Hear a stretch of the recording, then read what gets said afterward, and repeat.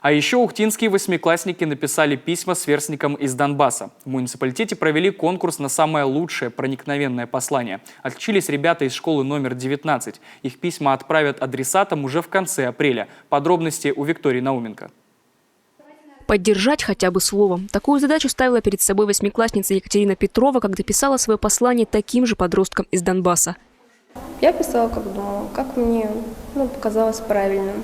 Мне действительно хотелось поддержать человека, потому что я примерно понимала, что он чувствует. Сказать то, что вы не одни.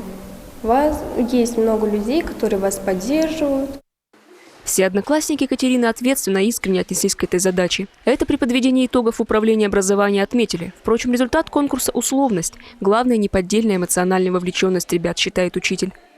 Они были рады, честно говоря. Конечно, сначала волнительно было, но потом по тому, как я посмотрела, они писали письма, действительно очень трогательные, очень такие проникновенные слова. Письма ветеранам каждый год в канун Дня Победы, а теперь и солдатам, принимающим участие в спецоперации, ребята из школы номер 19 тоже писали. Но письма сверстникам – особая тема. Их ученики Ухтинской школы номер 19 писали и в 2014 году. Был прецедент такой, что в 2014 году письма детям Донецка отправились в сам Донецк. И некоторые дети даже переписывались с теми детьми из Украины. Эти письма со словами поддержки от ухтинских школьников тоже отправятся в ДНР и ЛНР вместе с грузом гуманитарной помощи из Ухты. Сбор продуктов, вещей первой необходимости и финансов при содействии администрации Ухты и благотворительного фонда продолжается. Будут закупаться медикаменты, те же витамины детям, да, то есть все именно для детей.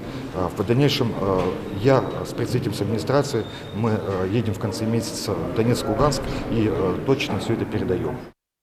До 25 апреля все желающие могут внести свой вклад. Вещи и продукты можно принести по адресу улица Первомайская, 3. Жители пригорода Яриги, Водного, Борового, Шудаяга, Сидью, Кемдина, Кедвовома могут по будням приносить гуманитарную помощь в администрации сельских поселений. Виктория Науменко, Павел Лагутин, телеканал Юрган, Ухта.